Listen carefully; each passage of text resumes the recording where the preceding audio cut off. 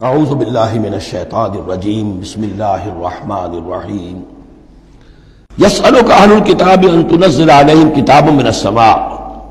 یہ اہل کتاب، یہ یہودی ہے، محمد صلی اللہ علیہ وسلم آپ سے مطالبہ کر رہے ہیں کہ ان پر ایک کتاب آسمان سے اتاری جائے، یعنی جیسے تورات اتری تھی۔ آپ تو کہتے ہیں مجھ پر وحی آتی ہے، کہاں لکھی ہوئی ہے وہ وحی؟ کون لایا ہے ہمیں تو پتہ نہیں۔ موسیٰ کو تو وہ لکھی ہوئی ملی تھی اور وہ پتھر کی تختیوں میں لے کر آئے تھے۔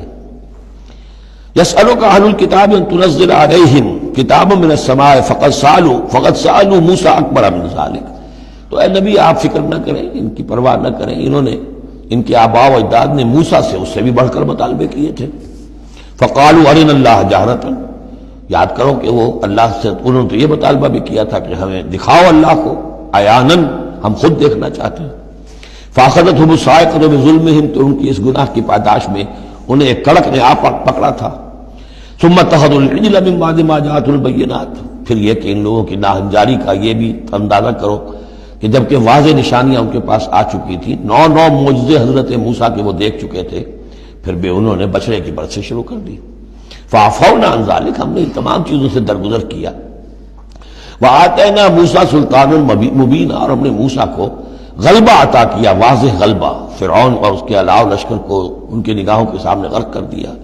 وَرَفَعْنَا فَوْقَهُمُ الطُّورَ بِمِيثَاقِهِمْ، اور ہم نے ان کے سروں پر معلق کر دیا تھا طور کو، پہاڑ کو، جبکہ ان سے عہد لیا جا رہا تھا۔ وَقُلْنَا لَهُمُ ادْخُلُوا الْبَابَ سُجَّدًا، اور ہم نے کہا تھا کہ جب یہ شہر فتح ہو جائے تمہارے ہاتھوں، یریکو، تو اس میں داخل ہونا تو سروں کو جھکا کر۔ وَقُلْنَا لَهُمْ لَا تَعْدُوا فِي السَّبْتِ، اور ہم نے ان سے یہ بھی کہا تھا کہ سبت کا، ہفتے کا جو قانون ہے اس میں حد سے تجاوز نہ کرو۔ وَأَخَذْنَا مِنْهُمْ مِيثَاقًا غَلِيظًا، اور ہم نے ان تمام باتوں کے ان سے بڑے گاڑھے قول و قرار لیے تھے، بہت گاڑھے معاہدے کیے تھے۔ فَبِمَا نَقْضِهِمْ مِيثَاقَهُمْ، اب یہاں ان کے کچھ جرائم کی فہرست آ رہی ہے، اور یہاں یوں سمجھیے کہ مبتدا ہی کی تکرار ہو رہی ہے، اس میں جو خبر ہے وہ گویا کہ وہ محذوف ہے۔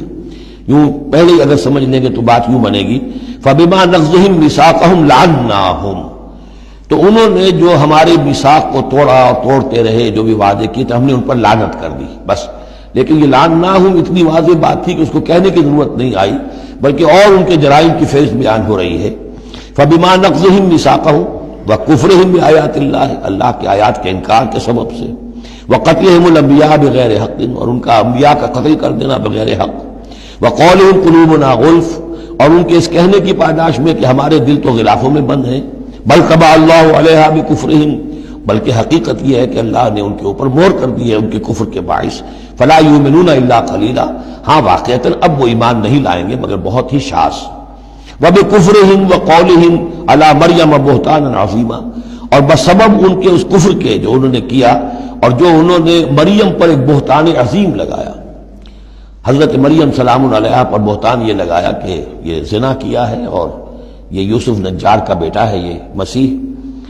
اگرچہ ان کے روایات کے مطابق یہ ہے کہ ان کی نسبت تھی، یوسف نجار بڑھئی تھے ایک، ان کے ساتھ حضرت مریم کی نسبت ہو چکی تھی، لیکن وداعی نہیں ہوئی تھی، لیکن وداعی سے پہلے ہی ان کے مابین تعلق ہوا اور یہ بیٹا ہو گیا، تو یہ تو پھر ولد الزنا ہوا۔ یہ تھی اتنی بڑی بات تھی جو وہ کہتے ہیں، اور اس کو باقاعدہ پکچرز بنا کے امریکہ میں چلاتے ہیں۔ سن آف مین، تم جسے سن آف گاڈ کہتے ہیں وہ سن آف مین ہے۔ اب سن آف مین جو ہے اس کو سمجھ لیجئے کہ اس کا مطلب کیا ہوا پھر، آؤٹ آف ویڈ لاک کی تو آخر ہوا نا، اس کا جو پیدا ہوا اگر حضرت مسیح، تو وہ صحیح جائز ولادت سے تو نہ ہوا، اگر انسان کا بیٹا ہے۔ بہرحال اتنے بڑے بڑے بہتان لگائے۔ وَبِكُفْرِهِمْ وَقَوْلِهِمْ عَلَىٰ مَرْيَمَ بُهْتَانًا عَظِيمًا وَقَوْلِهِمْ إِنَّا قَتَلْنَا الْمَسِيحَ عِيسَى ابْنَ مَرْيَمَ رَسُولَ اللَّهِ، اور بسبب ان کے یہ کہنے کہ ہم نے قتل کیا مسیح کو، عیسیٰ ابن مریم کو، رسول اللہ، اللہ کے رسول کو۔ یہ رسول اللہ ان کا لفظ نہیں ہے، یہ اللہ کی طرف سے سائن آف ایکسکلیمیشن کے ساتھ۔ اچھا، ان کا دعویٰ یہ ہے کہ انہوں نے اللہ کے رسول کو قتل کیا، جبکہ رسول تو قتل ہو ہی نہیں سکتا۔ کتب اللہ لأغلبن انا ورسلی، یہ تو اللہ کا فیصلہ ہے، طے شدہ لکھا ہوا ہے کہ میں اور میرے رسول تو غالب آ کر رہیں گے۔ تو ان کی تو یہ جرأتیں ہیں کہ یہ سمجھتے ہیں کہ انہوں نے اللہ کے ایک رسول کو قتل کیا ہے۔ وما قتلوه وما صلبوه، ہرگز انہوں نے قتل نہیں کیا، نہ اسے سولی دی۔ ولیکن شبہ لہم، بلکہ اس کی شبیہ بنا دی گئی ان کے لیے، صورت بنا دی گئی، مشابہت کر دی گئی اس کے ساتھ ان کے لیے کہ انہوں نے جس کو سمجھا ہے کہ وہ مسیح ہے، وہ مسیح نہیں تھا، وہ مسیح کی جگہ کوئی اور تھا، جو انجیل برنباس سے معلوم ہوتا ہے کہ جوڈاس اسکیریوٹ جو کہ حواریین میں سے ایک تھا، ویسے اس کی نیت اور تھی، بد نیتی نہیں تھی، وہ ایک لمبی بات ہو جائے گی، اس کا وقت دورہ قرآن میں نہیں ہے، نیت اس کی کچھ اور تھی، لیکن اس نے گرفتار کرایا تھا، اور اس گرفتاری کے پاداش میں پھر اللہ تعالیٰ نے اس کی شکل جو حضرت مسیح کی بنا دی، اور حضرت مسیح کی جگہ وہ پکڑا گیا اور سولی چڑھا۔